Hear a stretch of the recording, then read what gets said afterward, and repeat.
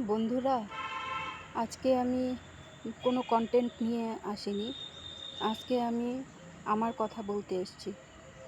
আমার বিগত 20 দিন ধরে কষ্ট হচ্ছে। ঘুম হচ্ছে না ঠিকঠাক। তারপরে হাত আর পা কাঁপে, এইসব হচ্ছে। এখন আমি তো এটা নিয়ে ফাইট করছি। যতটা পারছি বাড়ির কাজ করা বা বাচ্চাকে দেখা, সব কিছু করে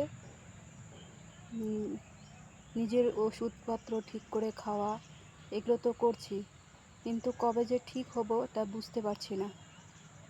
তো যাই হোক, আমি আমি যোগা করি, এক্সারসাইজ করি, আর ঠিক মতন খাওয়া দাওয়াও করছি।